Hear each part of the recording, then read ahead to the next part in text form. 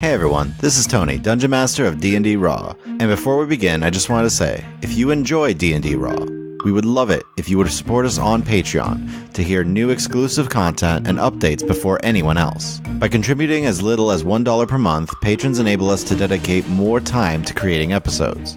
Our higher level patrons get access to DM's notes, outtakes from our episodes, the chance to add an item or NPC to a D&D Raw episode, and even to join our monthly patron game. We wanted to thank all of our Adventure tier and above patrons for their support this month. So thank you Jeremy Kleinhans, Grimfuse, Fen the Goblin, a Linux fan, Feral Joe, and Dark Queasy, and a very special thanks to our producer tier patron, Gnome, for serving as a producer on this episode. To find out more about how you can join this list of outstanding people, go to patreon.com/DNDRaw. If you're not able to support D&D Raw on Patreon, we would love it if you leave us a review on iTunes or wherever you listen to podcasts. Next week, we will have Serviceable Plots, Episode 17. And now, Rumble Squad, Episode 16. I will give you a head start. With me today are the following players. Hi, I'm Chris, and I will be playing Orc Fireforge, the Hill Dwarf Forge Cleric. Hi, I'm Jane, and I will be playing Nissa, the Gnome Arcane Trickster Rogue. I'm Nick, and I will be playing Luven Cromdell, the Half-Elf Alchemist Artificer. Hey, I'm Rachel, and I'm playing Elaine Fox, the Human Barbarian Druid.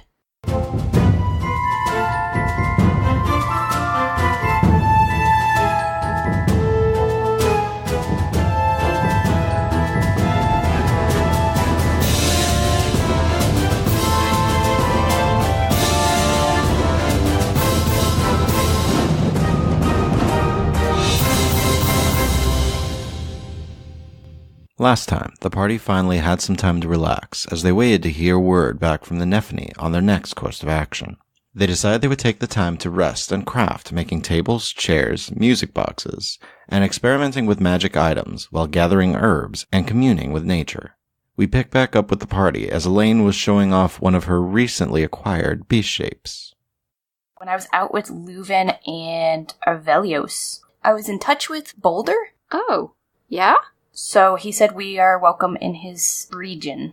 So we might want to try going there. I know Auric would definitely be interested. Don't tell him yet. I don't want him to get super over-enthusiastic about trudging down there just yet. He's super enthusiastic over everything. I know. It's so annoying. Especially if it has to do with Yadumin. Okay. Luven, I know we did several of your things. Yes. So one of the days while you are coming back from Celisar's shop, you happen to be passing by the Tabaxi woman, who you've seen a couple of times. And she just smiles and politely waves to you. Hey, I was actually hoping I'd run into you. How have you been, by the way? I have been good. Hunting has been very fortunate for me. Excellent. So, the night we met... She puts hands on either side of your face and lightly taps your cheek. You know, I'm still learning the cultural gestures. Which one was that? Oh, seeing a friend again. Ah, I do the same in kind. I actually wanted to ask you... Yes. About the night we met. See, it's the first time that I've really partied that hard. You were drunk, weren't you, Luven? Yes. I thought so. I may or may not have forgotten a lot of what transpired. It's okay. There were a few people who were paying too much mind to my friend and I. And you stepped in and were so kind and simply talked them away, gave them some drinks, and started to talk to the two of us. And, well, I will admit I do not remember all of the nights as well, but as intoxicated as my friend and I were, we appreciated that you offered your room to us for us to be able to sleep, as your inn is much closer than our homes. Okay. It's good to know what happened, because I've never really experienced just this block of time where... Perhaps then you need to drink more and get used to the effects. And she winks slightly. A joke, Luven, a joke. No. Enjoy yourselves, but perhaps try to remember most of the night. Yes, I think I will take that advice from now on. Thank you for taking the time. Of course, she boops her head. I do the same back. And smiles and proceeds on. And then I go about my business. Okay. Did you want to just start testing things? Yeah, basically I'm looking for a proof of concept here on magically enhancing different materials so that eventually I can enhance maybe weapons and armor to be more durable or more damagey. Okay. So fortunately, Auric had done really well in stitching together and piecing up armor that he originally made that could fit Nissa, so there is some additional scraps from that you could use, I'm assuming, if Auric says it's okay. It's all right. Have at it, boy. And do you have some metal that I could also test? Maybe a spare weapon or something? Yeah, I have great axe that you could try a hand at. Yeah, that'd be great. Yes, great axe. That's what I said. I actually laugh and pat you on the shoulder like, good one. I don't get it. So yeah, I'm gonna go do that now. So, for the first day of working on this, roll me 2 Arcana checks. Okay, also I do ask Avelios if he's free to assist and give pointers. Yeah, I can do what I can. Thanks. 12 and 19. Okay. First day, you're testing things along, and it's coming along well. You're definitely making some progress on this. How many days do you want to work on this? So, about how much time do I have left to work with between everything else I've done? So you have 4 additional days. I'm going to take it day by day. Okay. Roll 2 more Arcana checks. 24 and 23. You make amazing progress. You are definitely starting to get things along. I'm going to go again. 17 and a natural 20, total 26. Okay. So you are very nearly there.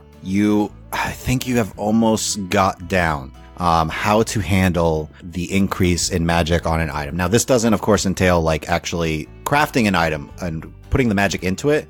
Will take you several days. However, this practice and this experimentation, you are right on the verge, you think, of getting it just right. Are you going to try and see if you can perfect this? Yeah. Natural 20, total 26. About halfway through this day, you might have skipped lunch at first, but you think you have it. So, Luven, you can work now on +1 magic items. Okay. Avelios, wow. Thank you for all these pointers. I feel like I've come a long way already. Yeah, I mean, I haven't worked on something like this in some time, and it's been quite a while since I tried to attempt this type of magic. I usually focus on the alchemical side of things and focus on trying to combine different potions and ingredients in order to craft better different effects. But this, putting it on an item, that's been some time. I've definitely have my different items, like the hat that your friend has. I crafted that, and I was crafting another one, so I'm going to have another one soon, hopefully for myself. That will take some time, though, so I have to wait on that. But your bag of holding, I have the bags of holding, and that was always a lot of fun I'm going to stop there, but he goes on for a while. Yeah, I mean, I've probably done the same back, so. For your final day and a half or so, what do you want to be working on? So the first thing I do is quickly ask Auric, hey, so wasn't there something about an earth elemental that we learned recently? Aye, there was. The Earth and Soul. And it may have some information that I need about the soul of the Earth, which is one of the components for the craft and the Soul Forge. Okay, yeah, because I found this rare herb that picked up some elemental properties related to that. So at some point, maybe that's a place where I can find more. It's possible. I heard that the South was the domain of the Earth and Soul Guardian, so that makes sense. Neat. Okay, cool. I think I'm going to play around with this a bit, learn its properties.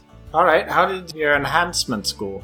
I've come a long way. Gotta thank Avelios for giving me so much advice. At some point, it's gonna take me several days, but I think I'm gonna really get a handle on it the more I do it. I can enhance some weapons and armor. Armor to make it a little more durable, protect a bit more, and then weapons to hit a bit harder. Well, I have a spare shield you could try it out on if you want. Okay, yeah. I also need to make some more money, because I am broke right now. Yeah, this town is not very good for gaining coin, unfortunately. Next big city we go into. Let's make some coin. We'll take that one by storm. So now I ask Avelios to maybe help me look over my idea and maybe figure out how to bring it to reality. Basically, I'm looking for a fantasy version of a megaphone. I have my concept name of the Thunderphone. So you mean like thaumaturgy? Or at least one aspect of thaumaturgy that actually winds up working that way. If you do it where you enhance the voice, I think it's 3 times the amount or something along those lines, then it actually makes you project a lot longer and you're able to hear you from a greater distance. Perhaps something along those lines where you can really project your voice, but create it into an item format and actually just project. Oh, you're right. I did come across thaumaturgy when I was reading in the libraries at Aliabel. And yeah, you're right. That would work perfectly. Now I just need to figure out how to actually harness that, because I don't really have that spell known to myself, but I know it's pretty common, and I bet there's a way that I can maybe, if I learn the properties of the spell, then at least I can imbue it into an item. Yeah, that could work. Perhaps if you actually do some of your research, you can figure out the exact components that are necessary in order to replicate the thaumaturgy spell. Once your research is complete, then you can focus it on trying to just put it into into an item, taking the components that you need normally for a thaumaturgy spell, but focus entirely on one aspect of it, not the whole like ground shaking, window slamming, and all that, fancy stuff that it does, but just the projection of the voice. If you can do that, maybe into like a gem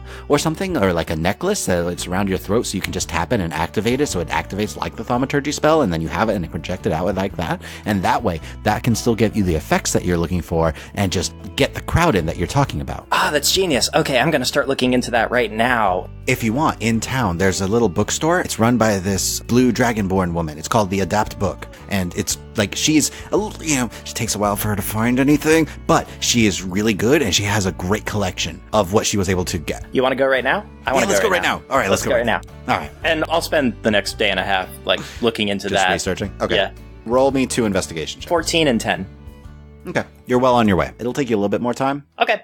So, after 10 days that you guys spent working on all these projects, as you guys are overall relaxing, going about and accomplishing your different goals, there's one point, Nissa. Oh no.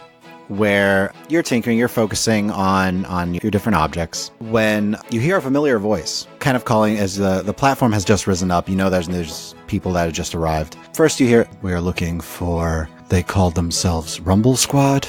It's like, yeah, we're looking for Nissa and Auric and Luven and Elaine. Do you know who they are? Can I peek? Do I recognize this person? You look over and you see 2 figures, both dressed in robes. But the one that immediately catches your attention is the shorter of the 2, a half-elven woman with blue robes, a string of blue in her hair, who looks over to the stables and immediately beams upon seeing you. I'm assuming this is who I think it is. I'm going to beam right back and dash right across to her. Erin Yes. runs right towards you and just gives you a big hug. Big old squeeze right back. What are you doing here? The Nephany got your letter. And, basically what we kind of we found out that apparently there was a lot of, planar and teleportation and a lot of magic going on over here, about the time that you would have been sending that letter. So we're here kind of to investigate from the Staff Federation. Hi. Several years ago in Orenthal, just after completing a job, Nissa finds herself on the streets in the Low Hills district. So, making your way, you're just traveling through, normal night for you, and as you're about halfway there, you hear a loud voice go, "Hey, gnome!" And you turn, and as you do, you see the large, imposing figure of Wyatt Connell, who you maybe just a little bit stole from him and his family before. As 2 of his brothers are right by him, and rather closer than you would like normally, as they are just down the street. And looking around initially, you're kind of alone with them. Great. As I'm turning around, I'll be like, I have a name, and then, oh. Hi, Wyatt. How's it going? I think you owe me and my family something, gnome. Do I? I don't know what you mean. I don't know what you're talking His about. brothers slowly kind of start to go on either side of you. Okay, easy. What exactly do you think I owe you? I'm pretty sure you stole the coin purse from my sister, and I need that money back. So I want the 5 gold back. Look, man, there are a lot of nasty types in this city. There are a lot of people that lift things. I'm not stupid enough to steal from your family. It wasn't me. Pretty sure my sister named a dirty little gnome. There are a lot of dirty little gnomes in this city. Yeah, you're just the most prevalent here. Prevalent, you mean? I know my words. Mm-hmm. As he's, trying to slowly walk up to you, his brothers are, spreading out slightly. Look, man, it wasn't me, I didn't take it, but I don't have that kind of money on me anyway. Well, maybe we'll make sure that you don't take from us again, and you can tell all the friends you work with to stay out of our business. And he's starting to slowly close in on you, and initially his brother just lunges towards you. I need you to roll athletics or acrobatics. 7. His brother almost tackles you to the ground, quickly grabs you. His other brother runs in and throws an arm on your other arm, and they both lift you into the air. So, how about we make sure that you send a message to all the little friends you work for that you do not steal from Wyatt Connell. And as he does, he's moving towards a couple of crates that are stacked up, and they start to climb the crates with you between them, get up to a small roof, and lift you very high in the air as you're initially just struggling to break this grip. Roll me another acrobatics or athletics check. 14. You're struggling and pulling, and you kind of slip free from one, but he quickly clamps back down on your arm. It's tough to break free from two people. And lifting you really high up, you see the ground a good 15 feet below you. And just like, now, assuming that you are okay after this, make sure you tell all your friends to leave us be. And he tosses you. And as you are initially hurling through the air, that sensation of weightlessness for a moment before everything starts to quickly rush, and you stop, and you should not be falling as slowly as you are right now, as you land softly on your feet on the ground. And you just hear from above you, what? And immediately behind you, you see a cloaked figure, tattered robes, run up to you, grab your arm and say, "Come on!" and start to tug you down an alley as you hear from behind, "Get her!" I'm coming, let's go! Booking it. So you both start to run, start to dodge through some alleys. Do me a favor and just roll a general dexterity check. 16. You quickly make your way. Fortunately, you know the low hills like the back of your hand, and are just dodging and bobbing and weaving between buildings and alleys, using every last little bit of like broken crates to your advantage to kind of turn corners. And as you are rounding another corner, the person that was holding your arm like lets go for a moment just to quickly leap over a small fence that you clamber up over. As you're just moving, you hear Wyatt and his brothers following quickly behind, and as you round a corner, you see the figure slowly going transparent and reaches out and touches your arm, and you notice then that your arm goes transparent as well, and she just pushes you back against the wall of the building and almost like kind of puts a hand to your mouth a little bit. And after a minute, you see the figures of Wyatt just run down the alley, passing by both of you, and just keep going and going. And you wait about a minute before their footsteps die down. And then you hear, "Oh, are you all right?" Thanks to you? Yeah, what? How did you save me, and what did you just do to us? And she's like looking down at herself, like transparent, kind of. She pulls back the hood of her robe, and you see the small pointed ears of a half-elf. Still has that same sort of like fine facial features that most half-elves had, but covered in just muck and dirt and grime on her robes that are frayed and torn, and these kind of almost bright blue eyes. You notice a blue clothing underneath. Wears a lot of blue. Brings out her eyes. Yeah, this really pop as she just a little bit of magic that I learn when I get the chance to snag a book here and there. I'm Erin, and she just holds a hand out kind of awkwardly. Nissa, hi, and thanks, and I'll hold my hand out towards her to shake her hand. And she does, and it's kind of a stiff handshake. She seems a little nervous. She's like, yeah, that was something, but I couldn't just sit around and let them throw you off of a building. So I'm glad you're okay. We should probably just make sure that they're definitely gone, right? And she's just kind of like peering around. Yeah, we definitely don't want to run into those guys. Yeah, let's find somewhere to tuck in a bit. Yeah. Do you know anywhere? Oh, I know plenty of places. Okay. And, do you mind leading the way this time then? Sure, follow me. Is there somewhere specific you wanted to go? Nowhere specific, just kind of one of the many kind of nooks and crannies that I'd know about that I'd kind of feel safe, sort of. Okay. So you're able to get in and tuck away and out of sight. Excellent. And breathe. And at that point, you see Erin just, okay, yeah, so, what are you doing out here so late?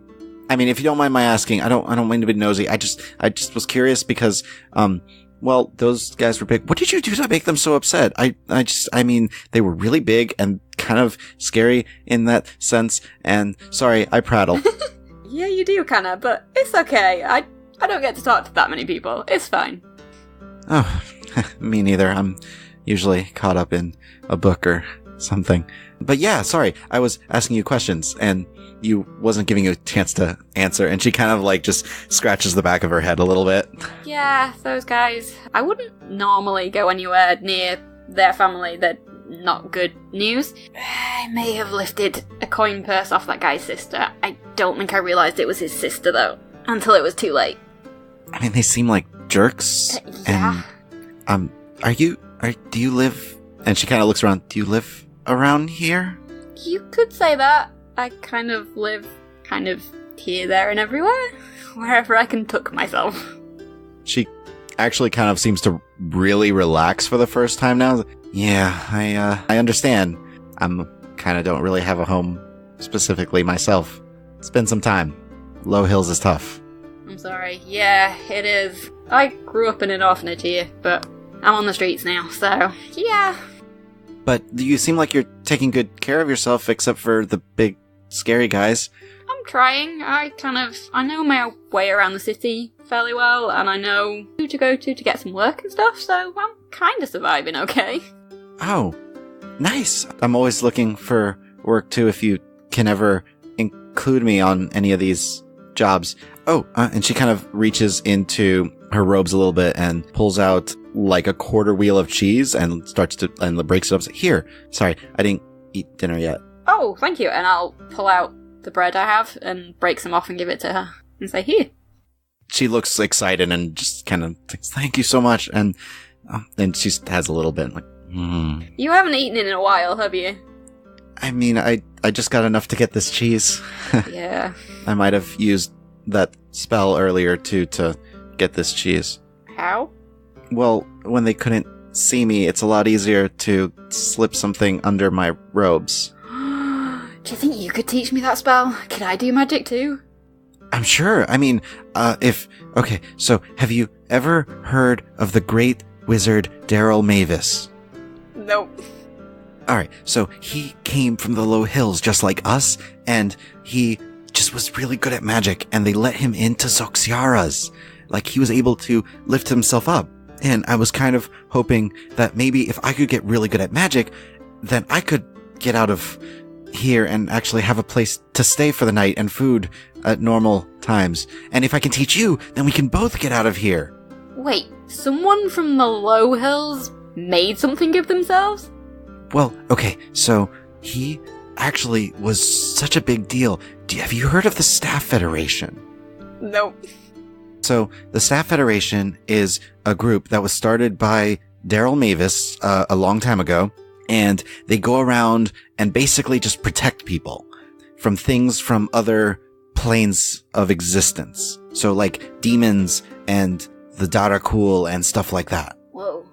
Yeah, and I'm hoping they're always looking for new recruits, and I'm hoping that maybe I can become good enough to join them, and maybe you can too. Or if there's something else you want to, maybe because I can teach you some of the interesting spells, some really cool ones that might be able to help you too.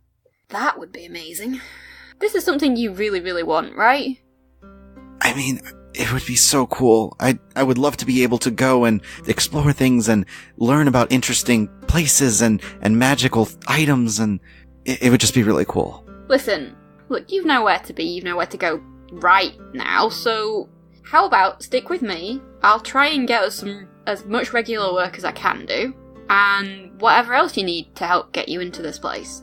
And maybe in exchange you can try and teach me some of these spells and things? Yeah, of course.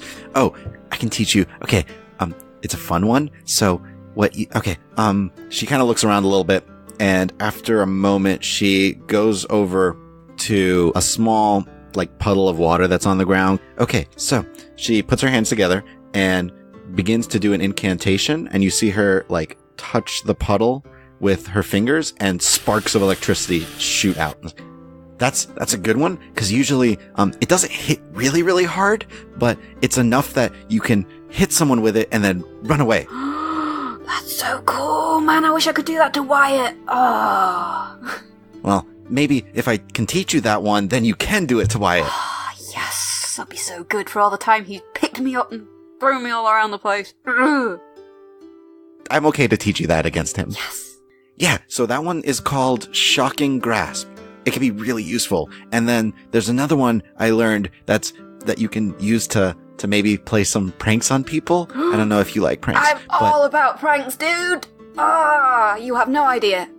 You see her like begin to cast and she releases it, but you don't see anything until you feel a slight like tug on your hair. Huh, what? And you turn and you see a small like semi-transparent hand behind you. Oh, hi.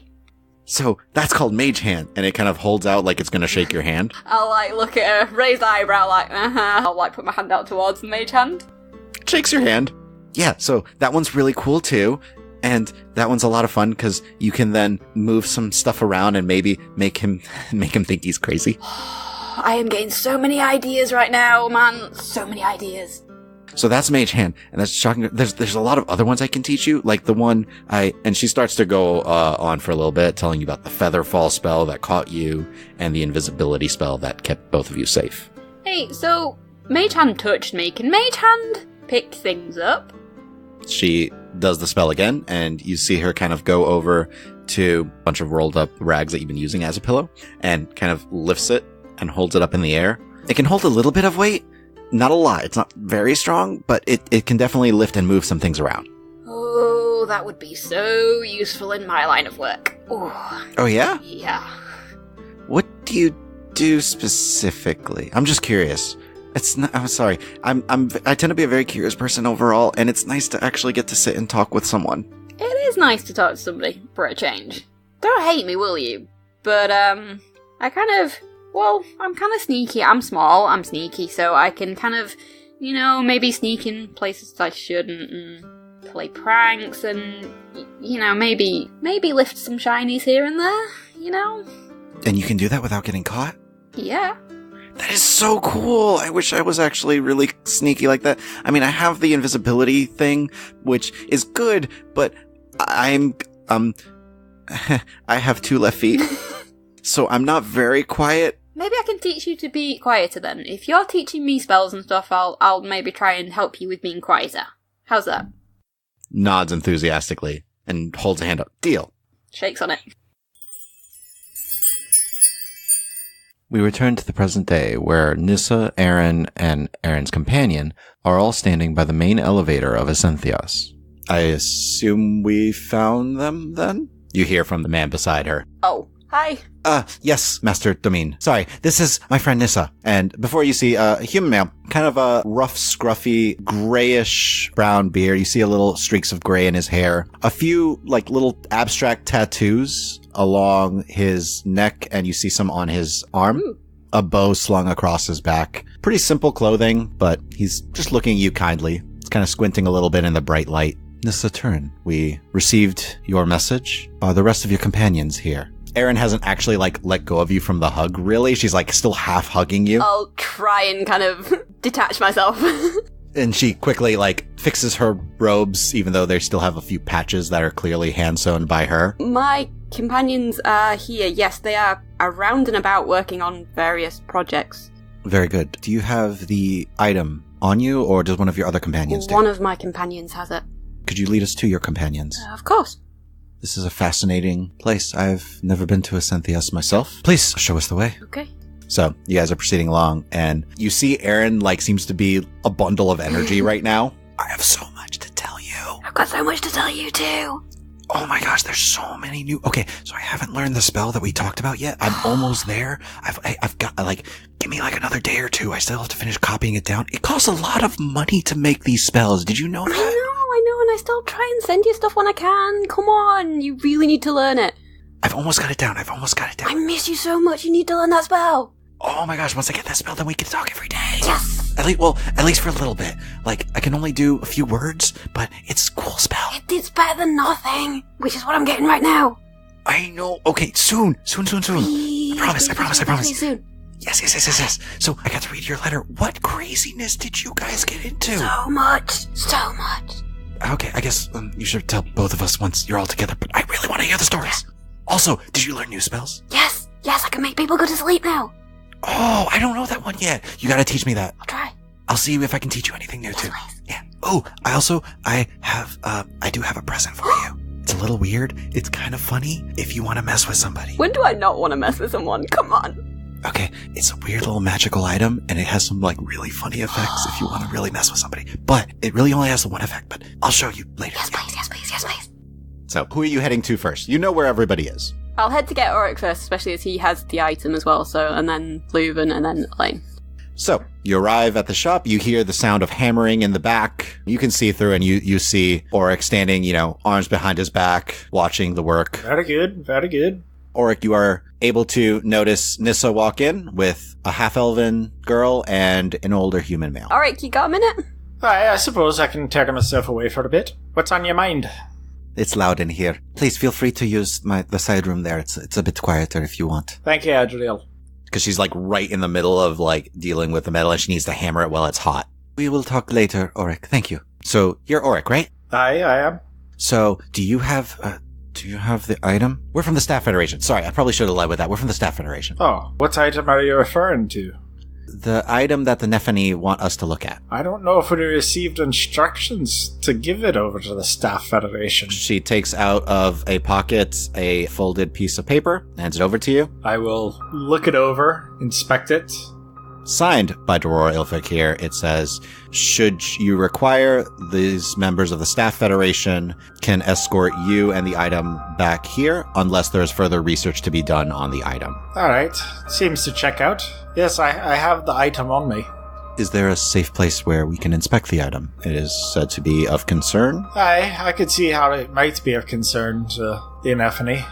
Should we go someplace quieter, or is it dangerous enough that we should leave the town for now? No, I don't think we need to leave the town. Just off to a secluded room. Very well. Would you like to gather your other companions, or should we do this ourselves? That's up to you, Nissa. What do you think? Should we gather everyone? Or just take care of this now? I think let's gather everyone. Okay, so you guys making the rounds? I'll go find everyone. Aaron's going with you. Yay! Where will we meet up with everybody to make this easier? You can just meet back here. I'll wait here for you. I'll wait with you. I wish to discuss more about the item, if that is all right. Aaron, go, and if you help your friend to collect everyone. Yeah, that's no problem. Come on, where are we going? Let's go get Luven first, and then we'll go get Elaine. So, you guys are making your way, and as you have kind of left the dazzling knife, she leans and says, okay, since it's just the two of us. And she reaches in and has this small pack and opens it, and you see this, like, what looks like a small tuft of wool. Don't touch it with your own hands, because it activates the effect. So what it does is, if someone, like, touches this, it summons a random sheep in there. Yes. What'll happen is when it summons this, this sheep, it doesn't really stop. So there might be a lot of sheep. But I did discover with a mage hand, you can touch it without it activating the effects. Now, I'm not I haven't 100% certain how everything works because I didn't really want to cast my Identify on it and summon a bunch of sheep because that would take a really long time to get rid of all those sheep. But eventually, I think the sheep disappear. Don't worry, as soon as I've tried it out, I will report back. So I'm going to close it. And then she hands you the bag. So I figured you'd have fun with this. I'm gonna have a lot of fun with this. So, you guys make your way over to the Adept book. As you arrive, you see the Blue Dragonborn kind of pick her head up. You guys are in the middle of conversation, and she's, yes, what can I do for you? Oh, hi, I'm just looking for a friend of mine, Luven. That way. Oh, thank you. As he and Avelios are the only ones in the shop. And you see, Aaron's looking around wide-eyed at all the books. Not now, we've not got time, not now. Right. So, you round the corner, and there's Luven studying with Avelios. What you got there? Oops, sorry. He leans in. Which one is your friend? Aaron, this is Luven. Luven, this is my friend Aaron. This is Velios.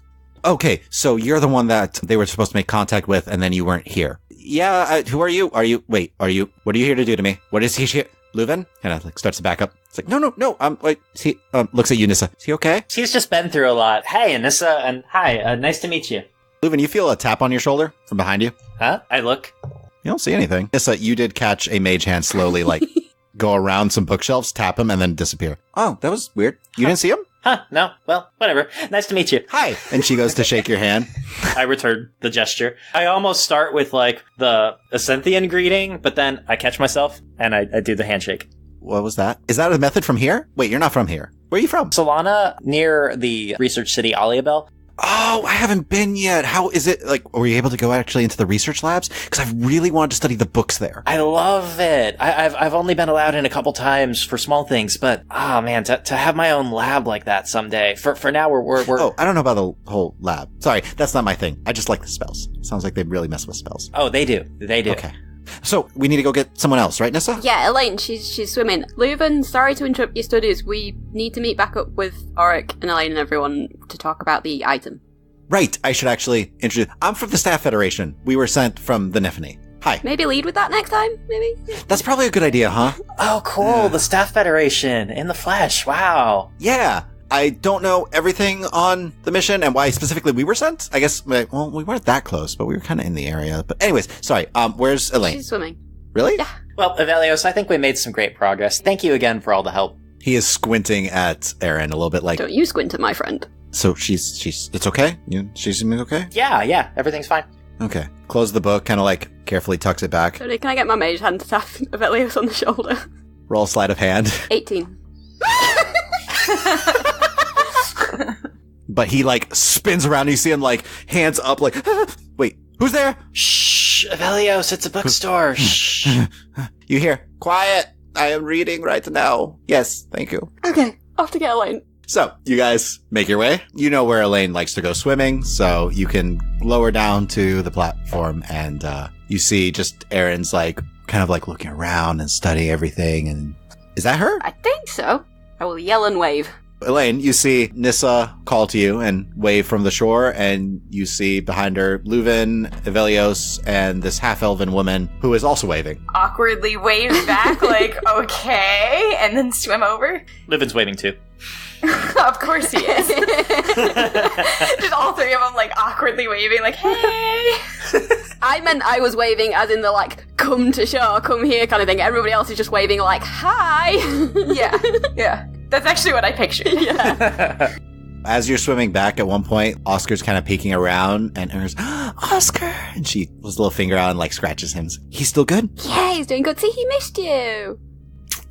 Perks up a little bit in your pocket. So, Elaine, you have arrived on shore. I assume I don't grab, like, a towel or something. I'm just basically, like, doing the where you take your hand and just kind of, like, squeegee most of the liquid off, and then walk up. Everything's okay, I'm guessing? Hi, I am Aaron Turin, and I am part of the Staff Federation, and we're here because of the message that you sent to the Nephany. So we're here on behalf of the Nephany. Okay, I see. I guess we have to get Auric for something? He's with my boss. Okay. Yeah. So we're all supposed to gather together so we can inspect the item that you collected, and if anything, I think my boss said something about trying to maybe go see the place that you found with the item in. Not a good idea? No. Mm-mm. Okay. Oh, well, when you gather together, he's, yeah. So, he has your coin, my boss. Because you were supposed to find the item and determine its, like, what it could do and stuff like that. And then we were sent to, as a double check and everything, also to make sure you were alive. Because apparently you guys didn't report back for a little bit or longer than they anticipated. Big point in the direction of Evelios. Had to go find that guy. Who is kind of like still looking around, very skittish. Well, I guess we'll head up, go to Auric and talk about things? Okay. You guys begin to make your way up. Orc, Aye. what do you know of this item? Well, it appears to allow the user to scry on whoever you want, and it seems to have the ability to bypass protection magic from scrying. That seems dangerous. Aye. Have you done any more tests on the item? No, we haven't done too many more tests. Well, perhaps we can determine more of what it is capable of and its danger to the Nephany as they worry. One thing we wanted to check was to see if the power recharges over time. I assume you guys all arrive, and yeah. Well, I suppose that's something to test for sure. Is there anything in particular we should learn? There were people that were in pursuit of it that were rather dangerous. Really? What sort of people are we talking about? We encountered a spell weaver named Rydat. Aaron just, a what? Spell weaver. Really? She looks at you, Nissa, like, Yeah, really? but really? Aye, really? I get my mage hand to give her a bit of a smack on the back of the head. Sorry, it's just they're really old, and there's no known ones that are still around. Well, we now know one. Rydat. And he's friends with the champion, whatever that is. How was the encounter with it? Not great. There was multiple. We encountered him twice. He managed to give us the slip both times. I guess that's not too surprising. Spellweavers are known to be able to cast interesting and spells all at once, and they do have a wide array of knowledge on spells. We know. But you're still alive. So that's a good sign. You're all still okay. Physically, yes. Mostly. Kind of gives you a look of concern, Nissa. He's allied himself with the champion, whatever that is, as well as hobgoblins, orcs, and who knows what else. Okay. The champion of what? We don't really know. That just seems to be his title. So the titles tend to be a use in the Rigorum. Yeah, but we don't know if it's if he's the champion of a region or if he's something else. The other guardians seem to know of him and know that he is bad news. The champion is a dangerous ally of the Spellweaver. He appears to be. And he's after this item, or the Spellweaver at least is. Aye. To what end, we do not know. Could be after a lot of powerful items, though, based on the room that we met up with him in the second time. Yes, this room. Is there any possibility of you escorting us to see it? I do have sketches of runes from the room. Takes a look at them. These are of different gods. I don't recognize all of these, but... That one's Yadamine. I can tell you all about him. Are you all followers of Yadamine? No. No. They will be. So the reason we can't go is because those guardians that we mentioned, the one that resides over the area where that room would be, is the Lady of Spirits. And we have maybe gotten on her wrong side. And, I mean, she didn't say I'm not welcome, but she basically said I'm not welcome. I think we'd have to ask permission. Yeah, we all would. None of us are particularly, I guess, welcome? I mean, we'd better have a better understanding if we could see where this came from and the magic of this place. The place was called Neverhelm. Well, Neverhelm. It seemed to have been constructed by or in reverence to an Avantir Anvilik, who's the great smith of Neverhelm. I don't recall hearing of this place. I am not much into history, but... It is quite old. And Auric, I think you were saying the architecture was part elven and part dwarven? Yeah, it's very unusual. I tend to be a bit of a connoisseur in stonework, and it was definitely not something you'd normally see, even among old ruins. That sounds like if it was something like that, it might have been during the time of the Age of Separation or before the Age of Separation. If it's that old, that's... Oh, she kind of has a look like overload for a minute. That's really old. That time period's like 10,000 years ago. And what is it? It's the time period in which the Drow and the Duragar became the Drow and the Duragar. What were they before they became the Drow and the... Elves. Okay. Oh. Was that a single event, or was it a series? It happened over a course of a couple hundred years. Fighting and eventually the separation between the elves that are on the surface and the dwarves that are, well, sort of, looks at Yorick on the surface. Well, I just mean you guys built into the mountains. The Thessalon Kingdom's underground, just not that deep underground. Anyways, so the Drow and the Duragar just went deeper underground following their own beliefs and deities, and that was that time period. I'm not up on my history or my religion or either, but I do know that most of us, if not all of us, felt a kind of an oppressive sense down there, and Luven had some weird things with magic, but there's a lot of weird, bad things down there. The place itself felt unnatural. The amount of runes of magic, like different schools that were all concentrated in that area, almost every conceivable type of magic was there in some way. It was a very powerful, overwhelming experience if you were to use detect magic. Well, if we can't go back, then I suppose we must do what we can to inspect the item as is. Oh, my apologies. And he reaches into a sack and pulls out some coin. I believe you were all promised 10 gold pieces each, and hands each of you a bag of 10 gold pieces. I mean, if they really need to go back, we could take them. We just have to ask, right? Listen, we came here to study this. If you cannot take us back, we would still like to attempt to go see it, if at all possible. Not on your own. Yeah, it's far too dangerous. Especially with the champion out there. We don't know what that thing is capable of. All right. Well, in order to fully understand the item, if it was connected to this place, we should probably see both things. But at the very least, we can inspect the item now in a safe place. And he's looking around the smithy. He's like, if this is a safe place. Aye, safe as just about anywhere else around here.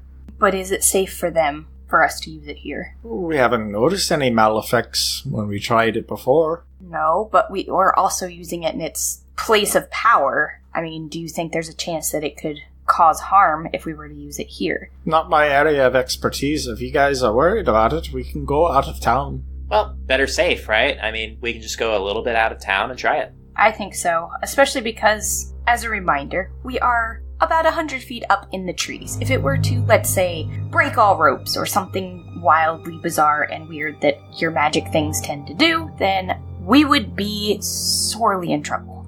Let's just let Vashti know what we're doing. Elaine just glares at you. Oh, shoot.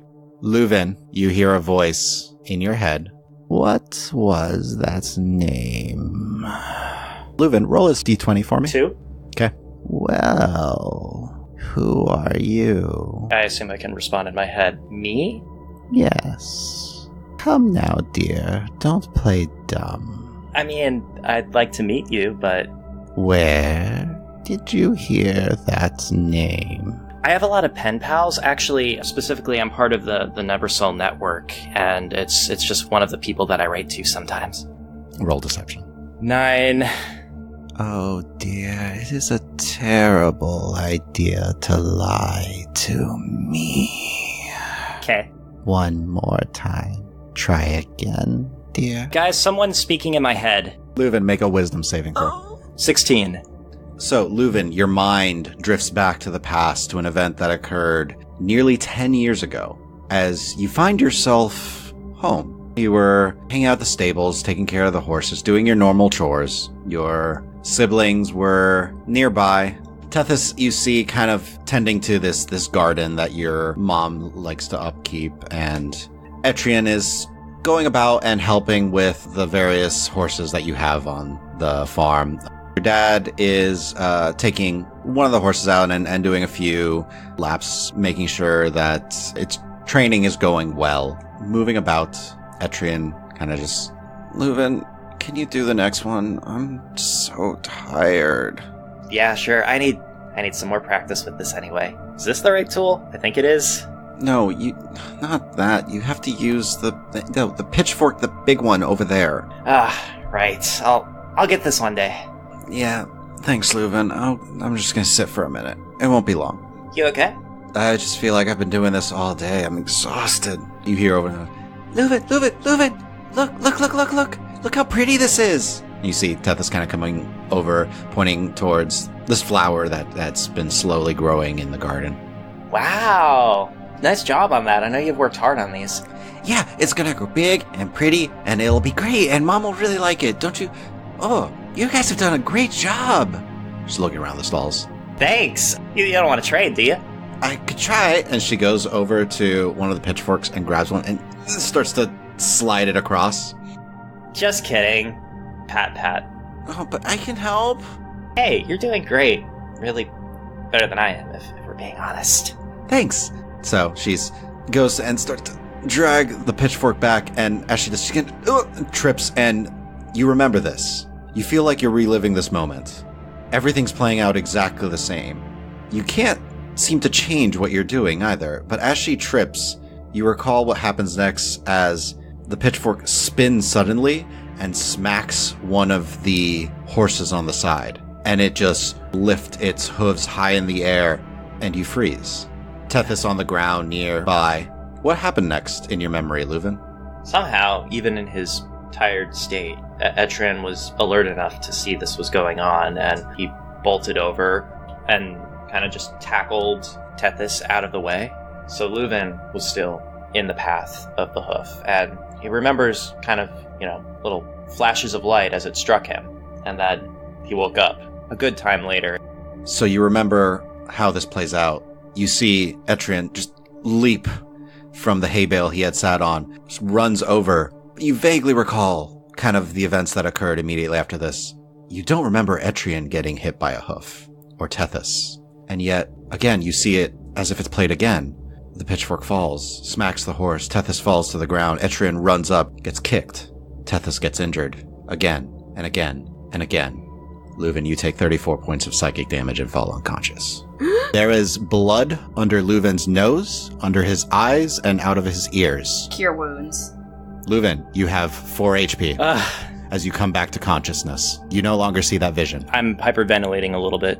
You notice Erin seems to be like casting a spell now. She says, hold on, don't resist. She touches you, Luven. You feel this like magic flow around you as she like casts a spell, and you see the man next to her like bow in hand, arrow knocked. He's looking. What are you guys doing? Drawing my hammer. I'm protectively over Luven, trying to keep him, like, calm. In a panic, I'm reaching for my healing draught and chugging it the moment I can.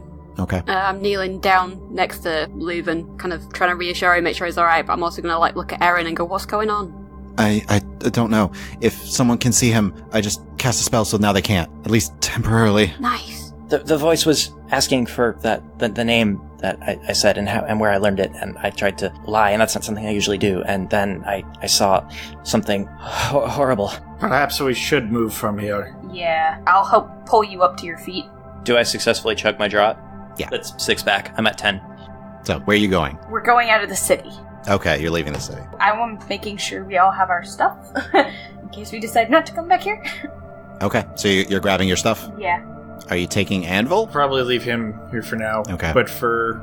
Are you doing anything else as you're moving? I'm just keeping an eye on Luven and Avelios. Then I would be kind of keeping an eye out for danger.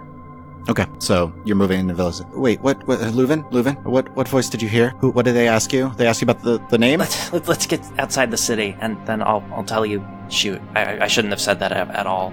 You really shouldn't have, lad. It's okay, we'll figure it out. We're all in trouble with somebody, apparently. So, it's okay. Thanks. So, you guys are on the platform, headed down, proceeding onward. As the platform hits the ground, Avelios kind of stops right on the side of it. As you guys keep walking, you notice he's still just standing there. Immediately reach back and grab his shoulder. What's wrong? He smacks your arm away, looks up at you. He's not shaking. There's no fear in his eyes at all. Oh no. I haven't used this one in a while. Oh no. Who are you? Since I'm right there, can I cover his head with, like, my cloak of billowing? Just kind of grab it and wrap it around his head. You can roll strength. 3. He, leaps back. I'm sorry. I don't want to be bound. Who are you? I am a observer of those of Ascenthios. I was busy the past couple of days, elsewhere, dealing with personal issues. I only recently returned and heard a name that I have interest in. And what be your name? You call this one Avelios. I took care of him for some time. He grew up to be a very smart young man. Now, that name, and she's looking over at you, Luven, that you spoke of. Why are you doing this?